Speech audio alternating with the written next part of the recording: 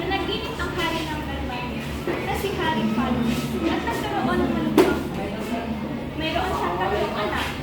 Sila'y sina, Don Pedro, Prinsesa Luisa, at Prinsesa Mary. May pumuntang isang manggagamot at sinabi ang kayang magpagaling sa kanyang sakit. Ngunit ang tanging makapagpagaling kay Luisa ay ang manggagamot. Maraming salamat. Maaari ba nang nalaman sa sakit at paano namin ito magagaling? Ito ay nasa bilagang panlugan ng Bundok Pagbusa.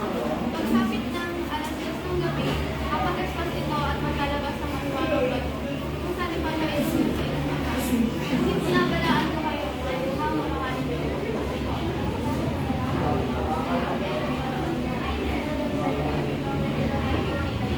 Bakit? Ulit mo kami magkakama. Kasama ako. Hindi.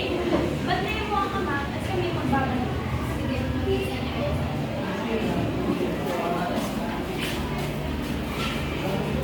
Napakasukal naman ng bundok na ito at napakalawak din.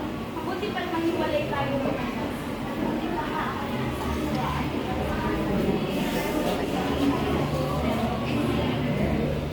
Nang matapos ang ilang oras sa paghahanap, may nakasalubong si Don Pedro ng isang matandang ermitan.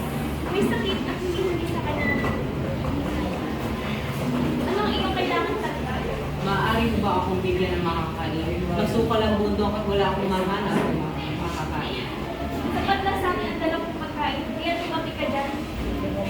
Pagkatapos ba itong ni Don Pedro ang ermitan niya, tumuloy na sa paglalakbay si Don Pedro. At maya-maya pa, aha! Nakita ko rin ang sisney. Ikukulong sana ito ni Don Pedro, ngunit may kumarang mga matandang lalaki at humingi ng subang at sinabi kay Don Pedro. Hindi ko matukoy ang iyong hinihingi. Alis! Tinulak ni Don Pedro ang matanda at ikukulong na sana ang sisne, ngunit kumuha ng isang talyang ang matanda at ginawang bato si Don Pedro. Maya-maya ay nakarating rin si Prinsesa Luisa at tulad ng nangyari kay Don Pedro, siya ay naging bato.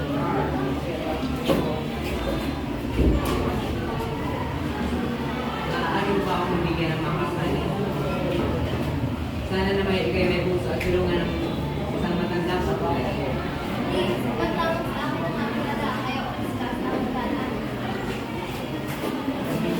Tulad ng nangyari kay Don Pedro, nagkatagpo rin ang matandang lalaki at si Prinsesa Luisa. Tagal lang si Kamuti.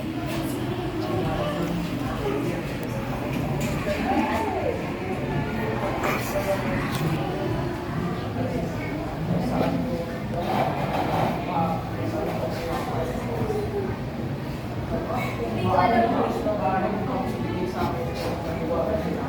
Hindi ko alam mo yung gusto. Oy, okay ka.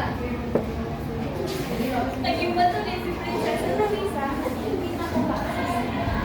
Matapos ang tatlong araw, Ama, bakit mo gano'n na hindi ka bumabalik ang aming kapatid?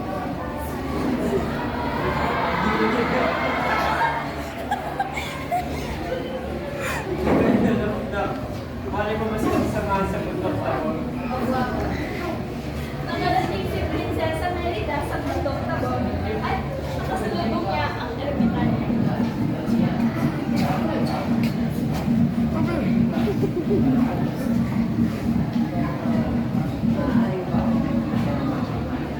Tulog mo naman. Kabatugan ba ng tatay ka? Maraming salamat.